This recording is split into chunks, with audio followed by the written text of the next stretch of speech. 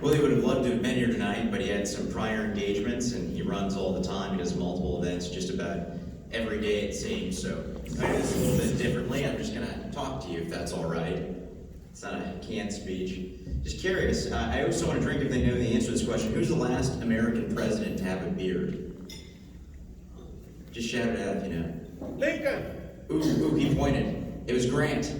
I owe that gentleman a drink. Well, anyways, just a little bit about me. I'm not from this area. I love this area. It's wonderful. I see why everyone retires here. I'd like to move here before then. I'm from Tulsa, Oklahoma. I knew Willie from the time he came there to start a church. Something a lot of people don't know about Willie, he has started churches in India, North Carolina, Oklahoma, and strangely enough, not here. But he does have boys' homes here, outreaches, rehab centers, things like that, nonprofits. And so in this church that Willie started when I met him, there was a guy in our small church named Nathan Dunn. This is a guy that Willie had mentored. This is the next generation of American patriot and politician, I believe. This guy named Nathan, Willie mentored, like I said, and he said, Nathan, I think you ought to go to politics. And so Nathan made a couple of notable records in American politics. He wrote the first anti-abortion law banning abortion that passed both chambers of any state house in Oklahoma.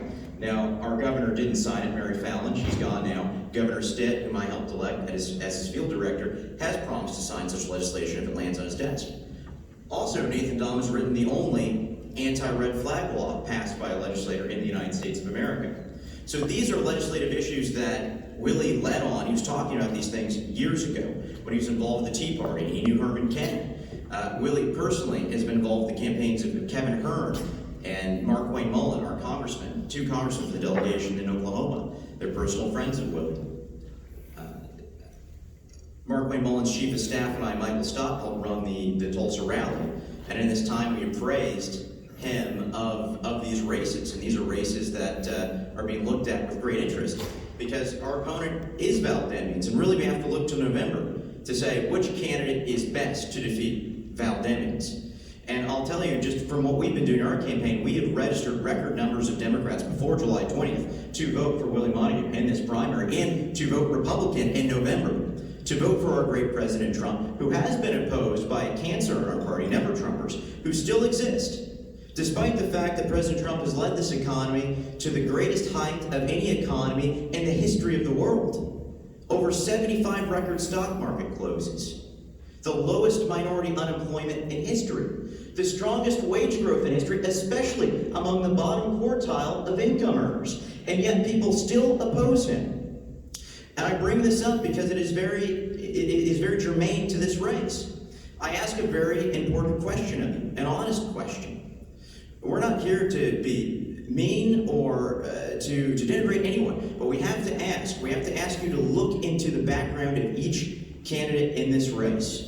Because I believe that Willie Montague is the only 100% pro-Trump candidate in this race. If you look at the background of who some of our opponents have worked for, Charlie Crist, the Bushes, Mitt Romney, these are notable Never-Trumpers, even Democrats. And we have to say that our Republican opponent has worked with these individuals.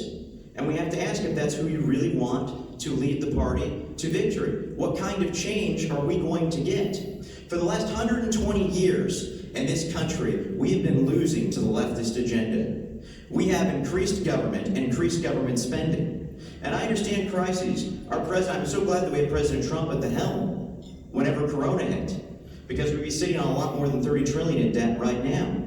But we have to ask, who is going to secure our Bill of Rights? Is it going to be someone who's included this in their platform to repeal the NFA, to support the First Amendment as a pastor? Someone who's been censored by social media like Willie Montague? Someone who's going to remove Section 230 privileges from tech companies? Because yes, they have the right to do what they want with their platforms, but they are not entitled to censor us if we have to bake cakes. If you have to bake the cake, they have to run our ads. And we have Benghazi survivors endorse Willie Montague, Ambassador Stevens Driver of the United States Special Forces. We had a shoot with the United States Special Forces and the creator of the AR-15 lower just last week, a week and a half ago. Facebook would not run our ads. They would not take our money. So we encourage the president in his efforts to remove this extra privilege. It is not free speech. They only get these Section 230 privileges under the auspices that they do not censor or do not moderate content, but they do. So Willie Montague will stand for free speech, as is 30 seconds. He will stand for free speech, and he just wanted to make one last statement that he wants to endorse Jose Castillo. It's the end.